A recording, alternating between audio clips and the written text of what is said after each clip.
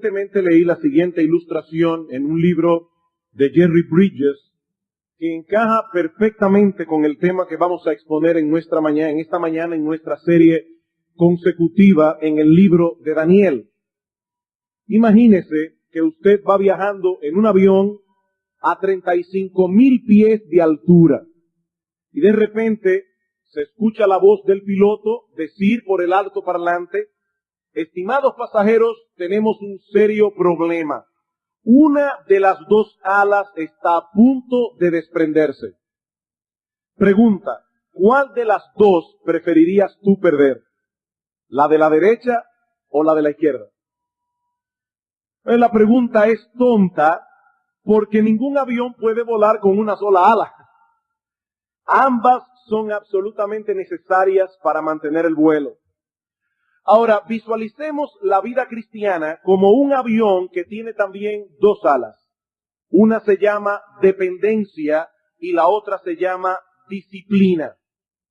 En el desempeño de nuestra vida cristiana, nosotros debemos depender en Dios, pero al mismo tiempo debemos dedicarnos a una serie de actividades diseñadas para adiestrarnos en la piedad. En 1 Timoteo capítulo 4, versículo 6, Pablo dice a Timoteo que debía ejercitarse para la piedad. Así como los atletas se entrenan para participar en una competencia y estar en forma, llevando a cabo ciertas actividades físicas, y los jóvenes que están tomando el basquetbol saben a qué yo me refiero. Lo veo darle vueltas al edificio de la iglesia cuando toca basquetbol. Hay que estar bien entrenados físicamente. Bueno, lo que Pablo está diciendo es que así deben los creyentes entrenarse para ser piadosos. El hecho de que dependamos de Dios para nuestro crecimiento en gracia, eso no elimina la responsabilidad personal que tenemos de involucrarnos en las actividades que Dios ha diseñado para producir en nosotros ese crecimiento. Un texto de la Escritura que ilustra claramente este principio espiritual es el Salmo 127, versículo 1. Allí dice que si el Señor no edificare la casa, en vano trabajan los que la edifican. Si el Señor no guardare la ciudad, en vano vela la guardia. El salmista presenta a Dios aquí como el que edifica la casa y el que cuida la ciudad. Sin Él nuestra labor es vana. Sin embargo, hermanos, este salmo no nos enseña que los constructores no tienen que construir y que los vigilantes no tienen que vigilar, porque Dios se encargará de hacer el trabajo. No. La enseñanza del salmo es que tanto los constructores como los vigilantes deben ser responsables en hacer su labor, pero deben hacerlo en dependencia de Dios. Jerry Bridges le llama a este principio bíblico disciplina dependiente. Disciplina dependiente. Yo debo ser disciplinado, pero no debo confiar en la disciplina en sí misma. Debo confiar en Dios que nos da el crecimiento. Otro ejemplo que encontramos en la Escritura es el de Nehemías. Cuando Nehemías dirigía los trabajos de construcción de la muralla de Jerusalén, encontró mucha oposición. Y dice en Nehemías capítulo 4, versículo 8, que los enemigos de Israel conspiraron todos a una para venir a atacar Jerusalén y hacerle daño. ¿Qué hizo Nehemías en medio de aquella situación tan difícil? Bueno, dice en el versículo 9, entonces oramos a nuestro Dios y a causa de ellos pusimos guarda contra ellos de día y de noche. Ellos oraron y pusieron vigilantes. Ellos oraron y montaron guarda. Por medio de la oración manifestaban su dependencia en Dios, pero no esperaban que Dios hiciera el trabajo que ellos debían hacer. Hablando de la obra de Dios en Corinto, dice Pablo en 1 Corintios capítulo 3, yo planté, Apolos regó, pero el crecimiento lo ha dado Dios. Así que ni el que planta es algo, ni el que riega es algo, sino Dios que da el crecimiento. Debemos sembrar, debemos regar. Eso fue lo que hicieron estos siervos de Dios. Pero solo el Espíritu Santo puede bendecir nuestra labor dando crecimiento. Y aquí cito una vez más a Jerry Bridges. En el cultivo de la tierra, ya que Pablo está usando aquí un ejemplo agrícola, en el cultivo de la tierra hay ciertas cosas que los agricultores deben realizar, pero existen dos que ellos no pueden hacer. ¿Cuáles son aquellas tareas de las que los agricultores son responsables? Bueno, ellos deben arar, deben sembrar, deben fertilizar, irrigar, cultivar, cosechar. Todo eso deben hacerlo ellos. Pero hay dos cosas que ellos no pueden hacer de ningún modo. ¿Cuáles son? Controlar el clima y darle crecimiento a la semilla. Ellos eso no lo pueden hacer. Y aún lo del clima lo podrían resolver con ciertos recursos. Nosotros podemos, en tiempo de sequía, diseñar algún sistema de irrigación artificial. Ahora, lo único que no podemos hacer de ningún modo es la parte más crítica de todas. ¿Cuál es? Darle crecimiento a la planta. Eso solamente puede hacerlo Dios. Sigue diciendo Bridges, como en el caso de los cultivos, Dios ha prescrito ciertas disciplinas o prácticas que son necesarias para crecer en santidad. Debemos cumplirlas o no creceremos, así como los agricultores no producirán una cosecha si no realizan sus deberes. Sin embargo, hay algo que no podemos hacer y es hacernos crecer. Eso no podemos hacerlo. Amados hermanos, la vida espiritual que el Espíritu Santo implantó en nosotros en el momento de la conversión no crece por sí sola. Esa vida espiritual no crece en una forma automática simplemente porque nosotros hagamos ciertos ejercicios espirituales. No, el crecimiento lo da Dios a través de esas disciplinas. Por eso hablamos de una disciplina dependiente. Debemos ser responsables, pero debemos depender en todo de Dios, o de lo contrario no ocurrirá nada en nuestras vidas. Separados de mí, dice el Señor, nada podéis hacer. Así como una rama no puede fructificar separada del árbol, así tampoco pueden los cristianos fructificar por sí mismos. Es por esto que la oración juega un papel tan importante en la vida del creyente. Porque la oración, como alguien ha dicho, es la expresión tangible de nuestra dependencia en Dios. Una vida pobre de oración revela una de dos cosas. O estamos persiguiendo la santidad en nuestras propias fuerzas, o ni siquiera estamos persiguiendo la santidad.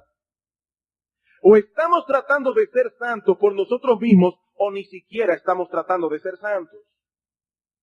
Y es aquí precisamente donde conectamos con nuestro estudio en el libro de Daniel. La semana pasada consideramos la fidelidad de Daniel, enfocando la declaración de los versículos 4 y 5 que encontramos en el capítulo 6. Y una de las cosas que veíamos en nuestra exposición es que la fidelidad de Daniel descansaba en la gracia de Dios.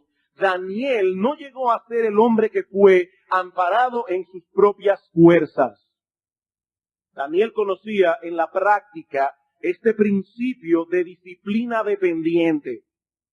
Era un hombre disciplinado, pero no descansaba en su disciplina, sino en el poder de Dios. Y yo quiero que leamos una vez más los primeros versículos del capítulo 6 de Daniel, solo que esta vez vamos a llegar hasta el versículo 11. Alguien me preguntó esta semana, pastor, ¿y cuándo es que vamos a echar a Daniel en el foso de los leones? Bueno, todavía no.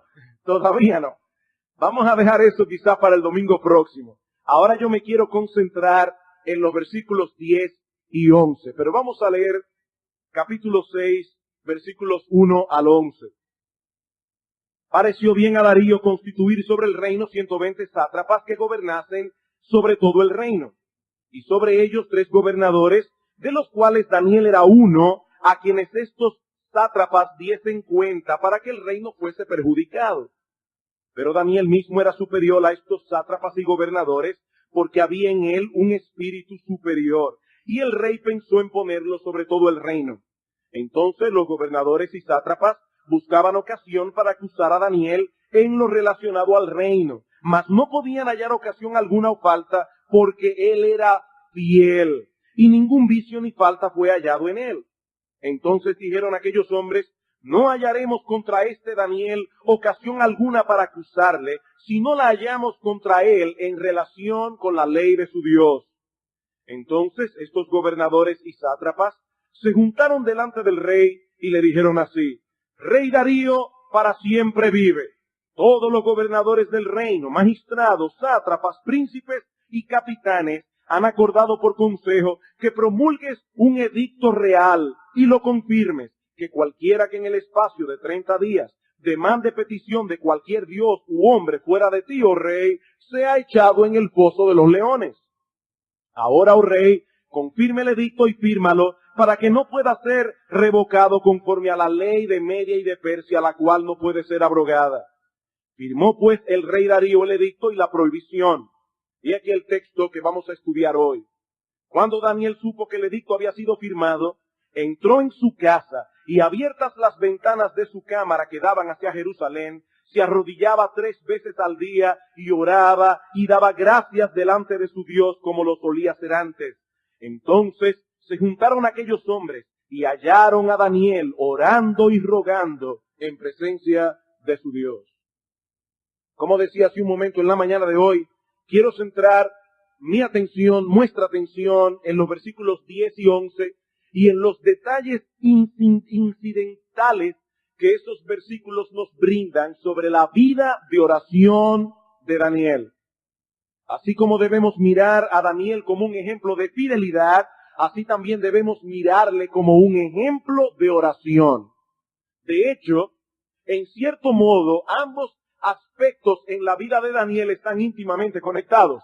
Daniel llegó a ser el hombre fiel que fue precisamente porque era el hombre de oración que era. La fidelidad y la oración, como veremos en un momento, están estrechamente relacionadas.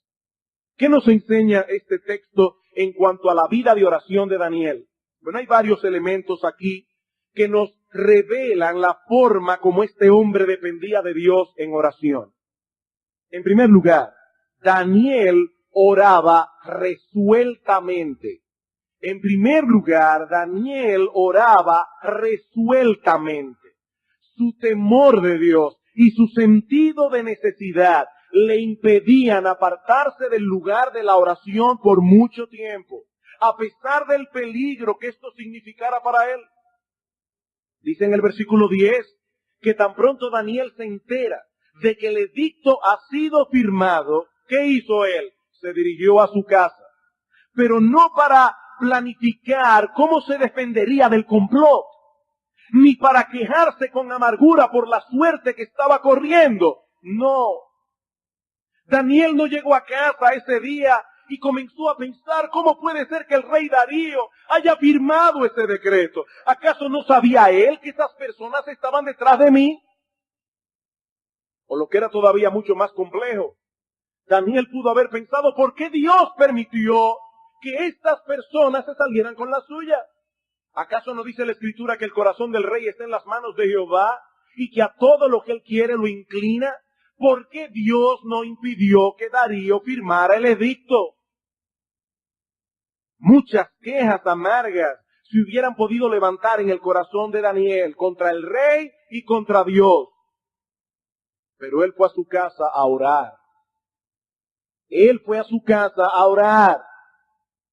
La prudencia carnal le aconsejaba seguir otro curso de acción. Bueno, tal vez es mejor que ore en otro momento. O déjame seguir orando, pero en una forma más discreta. No en la ventana frente a todo el mundo. Yo voy a orar en mi corazón. Y con los ojos abiertos, total. El decreto solamente prohíbe la oración por un mes. Yo puedo orar el mes que viene, como yo lo suelo hacer a través de toda mi vida. Es solamente un mes. Yo debo aclarar que no hay nada de malo en orar con los ojos abiertos. Debo aclarar que no hay nada de malo en levantar nuestros corazones delante del Señor cuando estamos desempeñando las labores diarias. Podemos ir caminando y orando, podemos ir manejando el carro y orando, eso lo veremos un poco más adelante.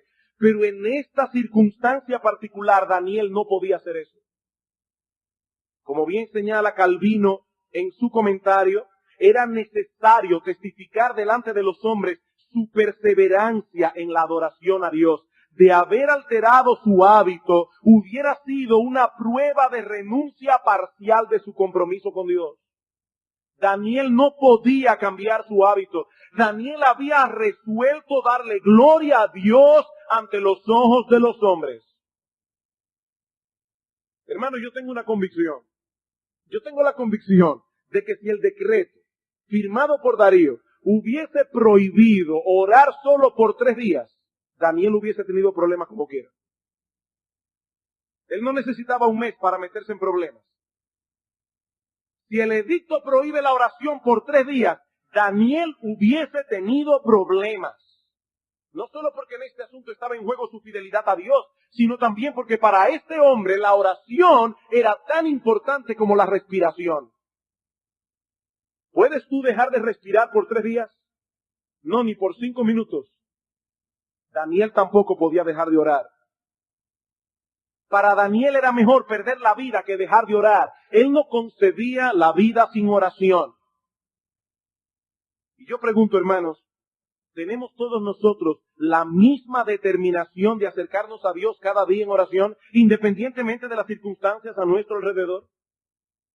Hermanos, ¿cuántas excusas ponemos para dejar de orar? Debemos reconocer con vergüenza, y yo no estoy hablando por otros aquí, estoy hablando por mí mismo. Debemos reconocer con vergüenza que la razón primordial por la cual nuestra vida de oración es tan pobre es por nuestra falta de resolución, no por falta de tiempo. Es falta de determinación. Este hombre entendía su necesidad de orar y nada iba a detenerlo en su determinación de acercarse al trono de la gracia, ni siquiera la amenaza de perder la vida. Total, si lo echaban en el foso de los leones, lo iban a llevar más rápido a la presencia de Dios. Y allí, él habría de comunicarse con Dios cara a cara sin ningún impedimento ni obstáculo. ¿Me quieren quitar la vida? No hay ningún problema. Lo que no me van a quitar es mi comunión con Dios. Lo que no me van a quitar es mi intimidad con Dios. Hermanos, ¿ustedes creen que un hombre como Daniel hubiese dejado de orar porque en ese momento están pasando su programa favorito en televisión? ¿Ustedes creen que Daniel es el tipo de hombre que hubiese dejado de orar porque ya comenzó el partido de las Grandes Ligas y hoy juegan los Cubs de Chicago? Yo quiero ver cuando Sammy Sosa dé esos 2 jonrones que faltan para llegar a los 500. ¿Ustedes creen que si ese juego lo pasan a la hora que Daniel decidió ponerse a orar, él va a dejar de orar por ver el juego? Y aclaro otra cosa más. Yo no estoy diciendo que haya algo de malo en sí mismo en ver un juego de las Grandes Ligas por televisión. La pregunta es, mis queridos hermanos, si tenemos la resolución, la determinación de no permitir que nada ni nadie se interponga en el camino para impedir que nos acerquemos a Dios en oración. Esa es la pregunta. Ni siquiera la amenaza de perder la vida. Ni eso fue para Daniel una causa lo suficientemente grande como para que él dejara de orar. Perder la vida, eso no es ningún problema. Lo que yo no voy a perder es la oración. Perder el partido de pelota, perder mi película favorita, eso no es ningún problema. Lo que yo no voy a perder es mi vida de oración. Hermano, yo vuelvo y me pregunto, ¿tenemos nosotros esa misma determinación? ¿Cómo oraba Daniel? Oraba resueltamente. En segundo lugar, Daniel oraba constantemente. Constantemente. Versículo 10, cuando Daniel supo que el edicto había sido firmado, entró en su casa, abiertas las ventanas de su cámara que daban hacia Jerusalén, se arrodillaba 3 veces al día y oraba y daba gracias delante de su Dios como lo solía hacer antes. En el texto original, estos 3 verbos aparecen en forma de participio, indicando una acción continua. Se arrodillaba, daba gracias y oraba. Daniel había desarrollado un hábito en su vida, el hábito de orar. Él no comenzó a orar en ese momento en medio de la dificultad. Eso es lo que él solía hacer antes, dice el texto.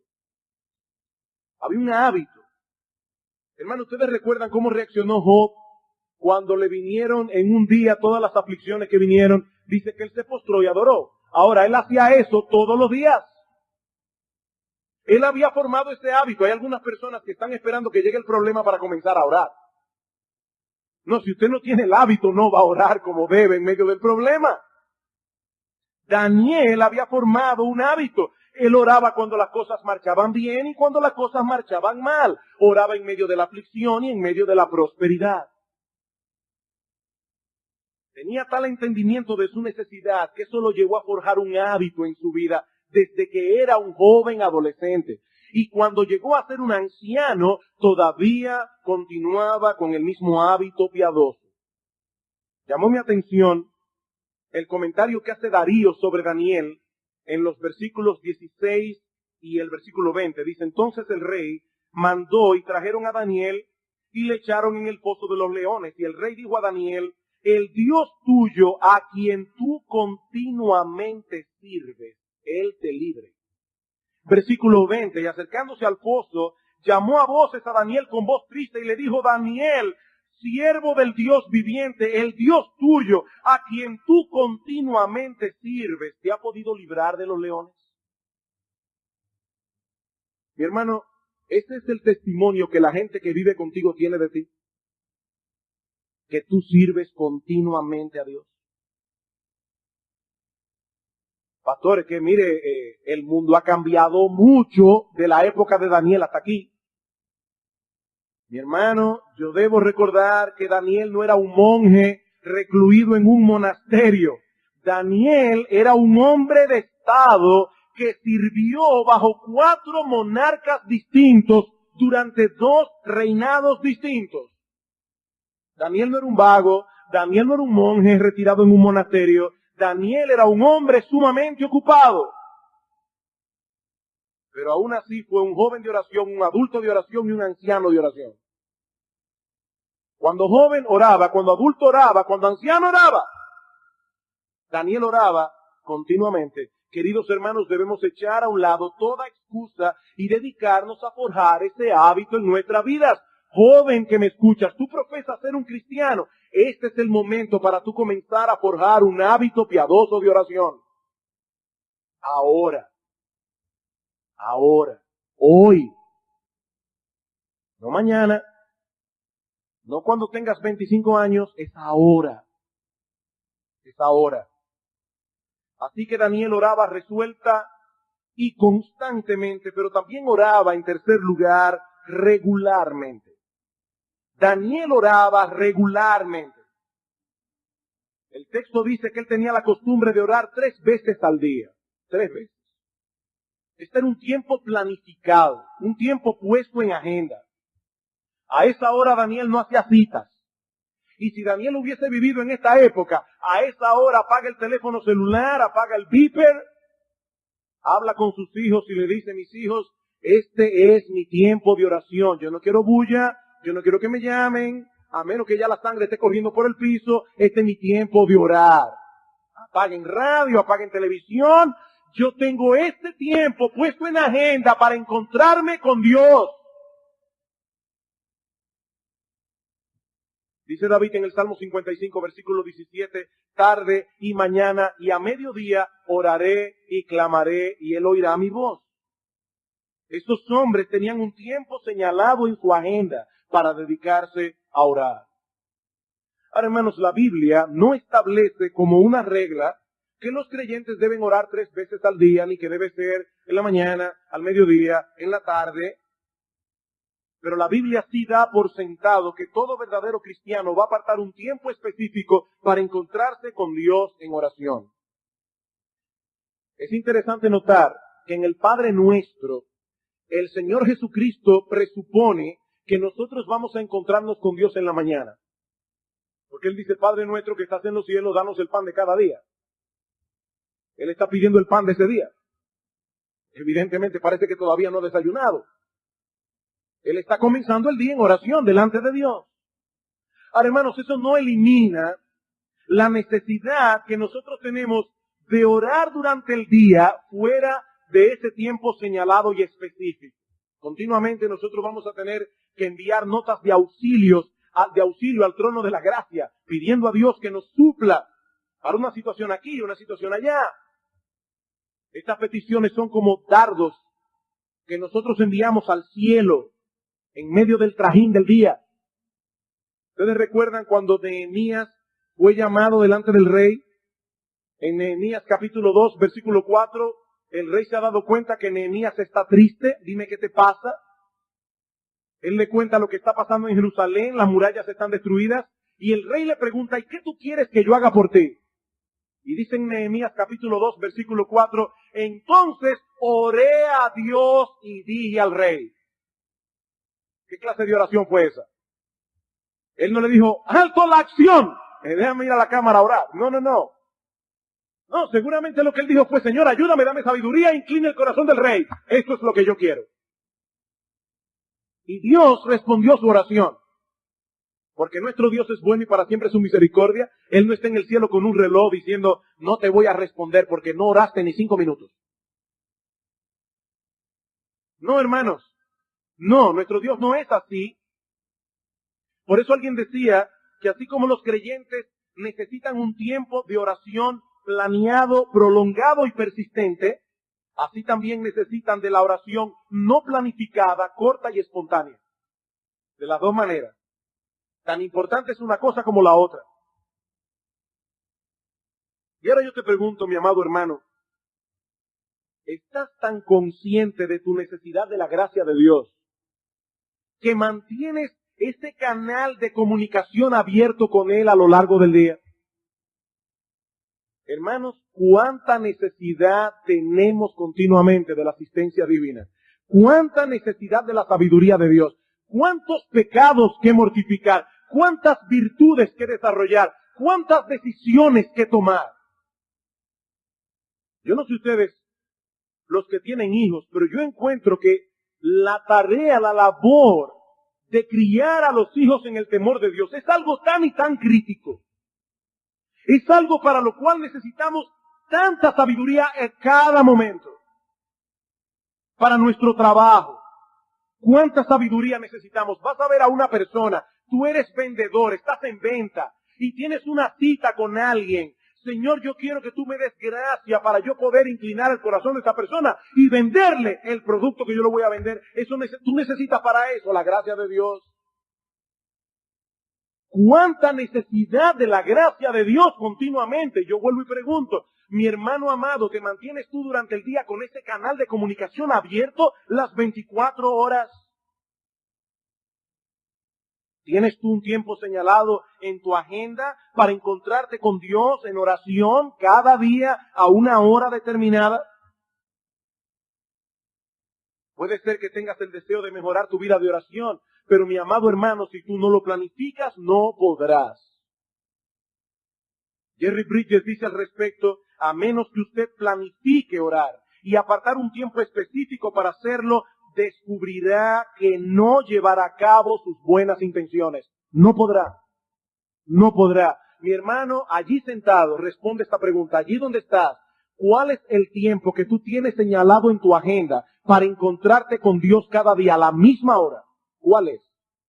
Porque si tú no puedes responder rápidamente esa pregunta, hay un problema en tu vida espiritual. ¿Cuál es ese tiempo que tú tienes apartado para encontrarte con Dios cada día a la misma hora? De hecho, yo he encontrado muy apropiado hacerlo siempre en el mismo lugar. En el mismo lugar. Eso no es una regla, eso no es una orden. Es solamente un consejo. Daniel oraba resueltamente, constantemente, regularmente. En cuarto lugar, Daniel oraba confiadamente. Dice el versículo 10, cuando Daniel supo que el edicto había sido firmado, entró en su casa y abiertas las ventanas de su cámara que daban hacia Jerusalén, se arrodillaba 3 veces al día y oraba. ¿Y por qué Daniel hacía esto?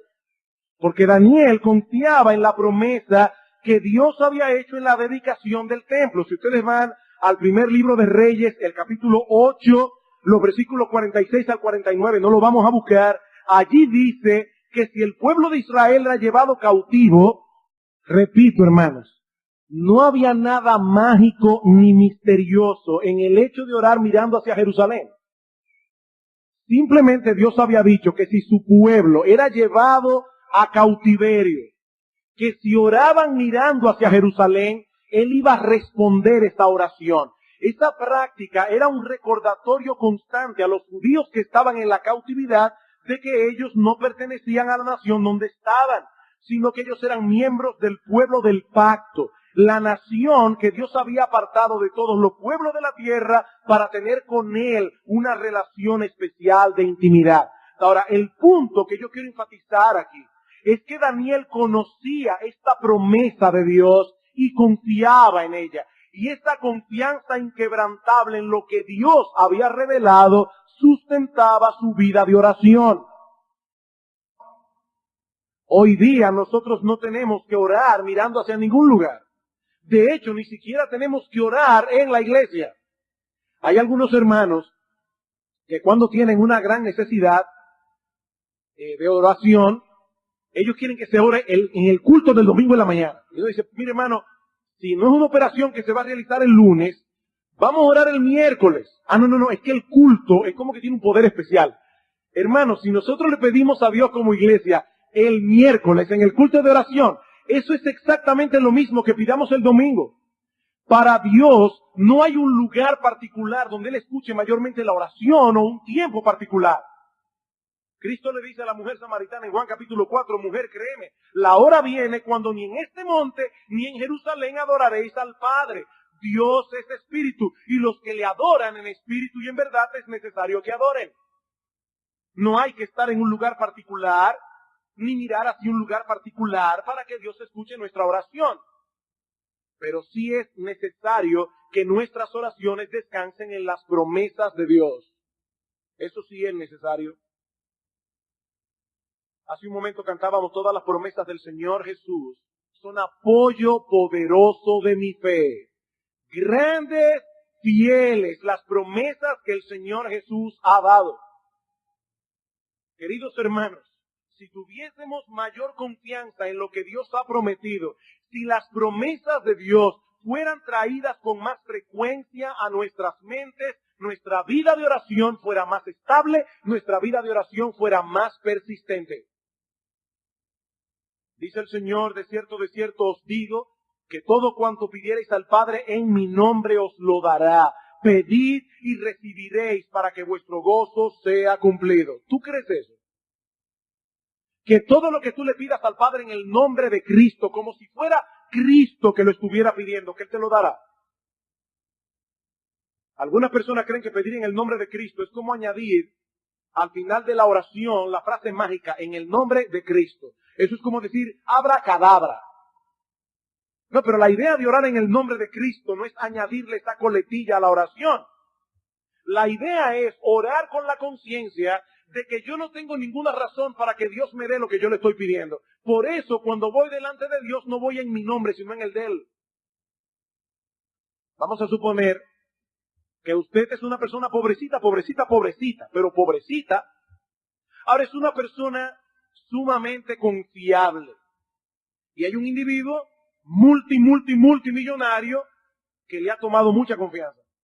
Tanta confianza que en cierta ocasión ese individuo se va de viaje y te deja un poder para que tú hagas ciertos retiros bancarios y hacerle ciertos pagos que esta persona debe hacer mientras esté de viaje.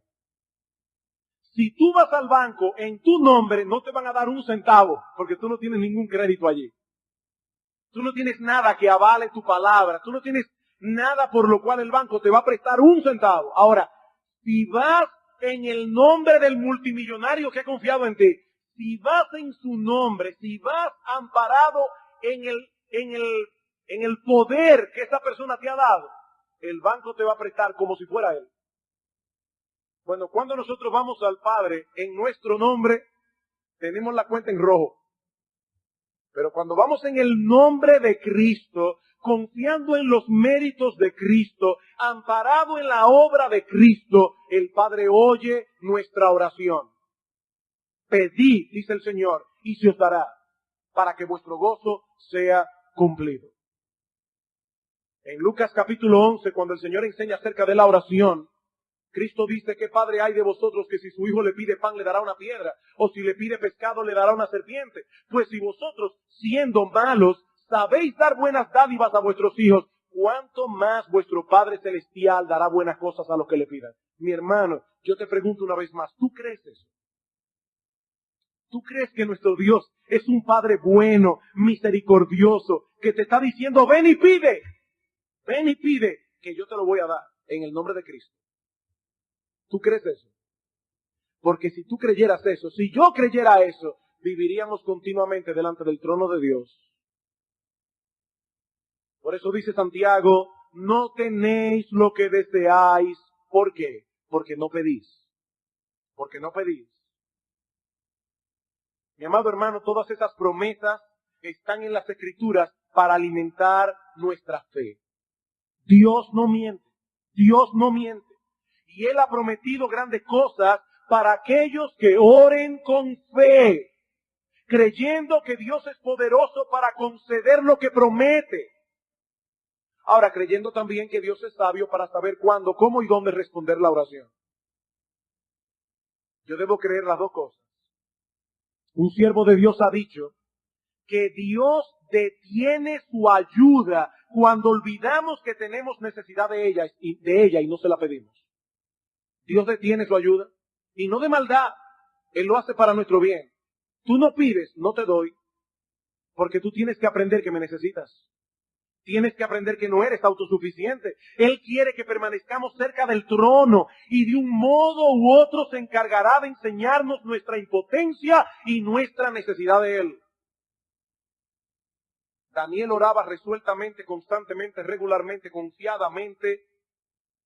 Pero también el texto nos enseña que Daniel oraba reverentemente. Reverentemente. Versículo 10. Cuando Daniel supo que el edicto había sido firmado, entró en su casa y abiertas las ventanas de su cámara que daban hacia Jerusalén, se arrodillaba 3 veces al día. Se arrodillaba. A pesar de que era un anciano, aún así conservaba ese respeto por la persona de Dios. Un respeto que lo llevaba a humillarse delante de Él. La Biblia no prescribe una postura particular para la oración. No. Nosotros vemos en la Biblia personas que oran arrodillados, otros que oran con el rostro puesto en tierra, otros que oran caminando con los ojos abiertos o con el rostro levantado hacia el cielo. Pero sí nos enseña la Biblia una y otra vez que nuestro Dios es digno de todo honor y reverencia. Digno de todo honor.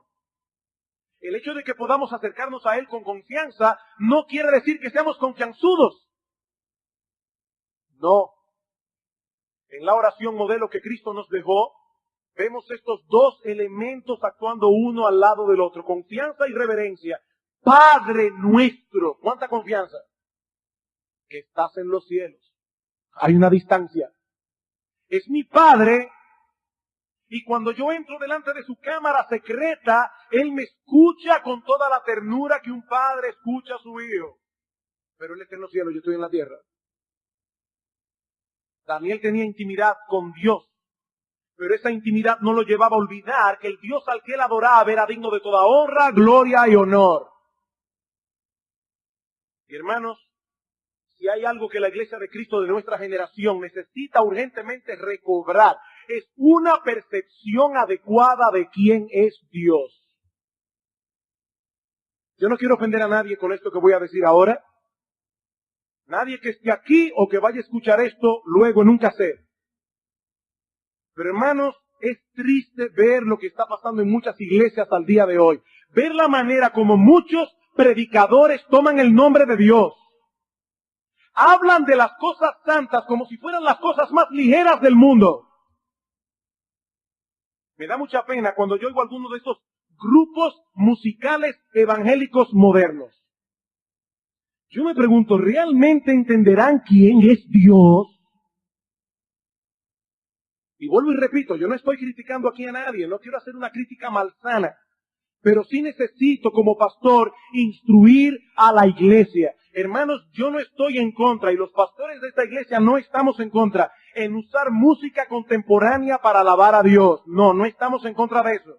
Hay música contemporánea que es apropiada para adorar a Dios. El himno no tiene que ser del siglo XVI para que sea santo. No. Pero hay mucha música contemporánea que no tiene la gloria, no manifiesta la gloria, la majestad, la dignidad del Dios al que nosotros adoramos con esa música. Yo no me imagino a la reina de Inglaterra tomando posesión del trono a ritmo de rap.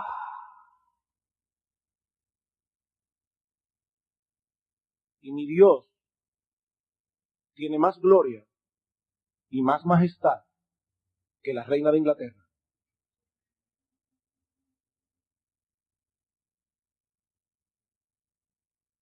Cuando nosotros decidimos qué clase de música vamos a usar para adorar a Dios, no tenemos que buscar el año, a veces añeja.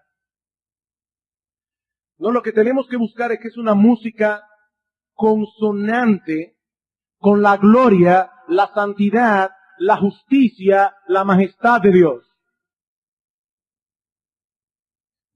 ¿No? Cuando Daniel, que tenía intimidad con Dios, se acercaba a Dios, él sabía que estaba delante de un gran Dios, digno de toda honra, de toda gloria, de todo honor, de todo respeto. No hay un monarca que tenga ni pizca de la majestad que tiene nuestro Dios. No lo hay, no lo ha habido, ni lo habrá. Porque Él es el Rey soberano del universo. Y cuando nosotros le adoramos a Él, debemos adorarle en conformidad con su realeza. De lo contrario, Él es ofendido con nuestra adoración, Él puede ser ofendido con nuestra oración. Daniel oraba reverentemente. Pero no solo eso, en sexto lugar, Daniel también oraba agradecidamente. Agradecidamente. Cuando Daniel supo que el edicto había sido firmado, entró en su casa y abiertas las ventanas de su cámara que daban hacia Jerusalén, se arrodillaba 3 veces al día y oraba y daba gracias. Daba gracias. Daniel en ese momento no sabía cuál era el fin de la historia. Su vida estaba en peligro y él lo sabía. Pero aún así Daniel tenía razones para dar gracias a Dios. El solo hecho de que Dios fuese su Dios, ya eso era suficiente para estar inmensamente agradecido. Mi amado hermano, yo no conozco la situación que tú puedes estar atravesando en este momento. Pero si tú eres un verdadero cristiano, tú tienes razones sin número para dar gracias a Dios. Fuiste escogido para esta gran salvación desde antes de la fundación del mundo. Cristo se encarnó para salvarte, para librarte del infierno, murió en una cruz. Eres un hombre perdonado, completamente perdonado, tienes a Dios por Padre, a Cristo como amigo y al Espíritu Santo como consolador permanente. Posees el don de la vida eterna, eres ciudadano del reino de los cielos y heredero de Dios juntamente con Cristo. Yo me pregunto, ¿tú no tienes razones para darle gracias a Dios? Razones poderosas para dar gracias a Dios a pesar de las dificultades. Por nada estéis afanosos, dice Pablo en Filipenses 4, si no sean conocidas vuestras peticiones delante de Dios, en toda oración y ruego con acción de gracias. Y la paz de Dios que sobrepasa todo entendimiento, guardará vuestros corazones y vuestros pensamientos en Cristo Jesús. En 1 Tesalonicenses capítulo 5, versículos 16 al 18, escribe Pablo, estad siempre gozosos, orad sin cesar, dad gracias en todo. Estad siempre gozosos, orad sin cesar, dad gracias en todo. He ahí 3 elementos de la vida cristiana que siempre andan juntos. Hay personas que son tan amigas que cuando uno ve a uno, ve al otro. Generalmente andan juntos, para bien o para mal. Bueno, el gozo, la oración y la gratitud son amigos inseparables. Amigos inseparables. Daniel estaba a punto de perder la vida y todavía le daba gracias a Dios. Y finalmente, Daniel no solamente oró resueltamente, constantemente, regularmente, confiadamente, reverentemente y agradecidamente, sino también fervientemente. Fervientemente. Dice en el versículo 11, entonces se juntaron aquellos hombres y hallaron a Daniel orando y rogando. Orando y rogando en presencia de Dios. Esta expresión rogando significa literalmente implorando su favor. Daniel sabía que solo Dios podía darle la capacidad que él necesitaba para poder pasar esta prueba. Sabía también que Dios podía librarle si esa era su voluntad. Al orar, en esta circunstancia, Daniel derramó su alma delante de Dios con fervor, como alguien que tenía plena conciencia de su necesidad, y Dios escuchó su clamor. Dice de Cristo en Hebreos capítulo 5, versículo 7, que en los días de su carne, ofreciendo ruegos y súplicas, con gran clamor y lágrimas, al que le podía librar de la muerte, fue oído a causa de su temor reverente. Hermanos, el Hijo de Dios encarnado oró delante de Dios con clamor, con súplicas, con lágrimas. Y fue oído. Y fue oído. Dice Santiago, la oración eficaz del justo puede mucho. Y luego añade, Elías era un hombre sujeto a pasiones semejantes a las nuestras y oró fervientemente para que no lloviese. ¿Y saben qué pasó? No llovió por 3 años y 6 meses. Y oró otra vez y el cielo dio lluvia y la tierra produjo frutos. Hermanos, cuando nosotros oramos, se abren las ventanas de los cielos. Pero debemos orar como si realmente quisiéramos que Dios nos oyera. A veces uno oye a ciertas personas orando y uno se preguntará, ¿realmente él querrá que Dios lo oiga? ¿Ustedes se imaginan a una persona ahogándose en un río, bien educado? Auxilio. ¿Hay alguna persona por ahí que pueda tenderme una mano? Yo no me lo imagino. Mire, ahí hasta la persona más educada se sale de sitio. Hasta esa persona que usted siempre ve que está en su sitio. Mire, le sale un gallo gritando. Daniel oró como si realmente quisiera que Dios lo librara. Daniel oró como si realmente él quisiera aquella gracia de Dios que lo iba a sostener en medio de esa prueba tan grande. Y Dios lo oyó. Dios lo oyó. Hermanos, ha sido mi oración que a través de esta administración en la mañana y del ejemplo de Daniel, Dios nos dé conciencia de nuestra necesidad y de nuestra impotencia. Hermanos, hay muchos pecados que mortificar, particulares, específicos, que tú debes llevar delante del trono de Dios con nombre y apellido. Señor, líbrame de los malos pensamientos. Señor, líbrame del chisme. Señor, líbrame de la lujuria. Líbrame de ver lo que yo no debo ver. Líbrame, Señor, de la codicia. Líbrame de la mundanalidad. Líbrame, Señor, pecados específicos con nombres y apellidos que debemos poner, hermanos, delante del trono de Dios una y otra vez, una y otra vez, una y otra vez. Hay virtudes cristianas que desarrollar. Señor, yo no me parezco a Cristo en la compasión. Señor, me falta misericordia. Señor, me falta identificarme más y más con los hermanos que están en necesidad. En eso, Padre bueno, no me parezco a Cristo. Ayúdame, oh Dios.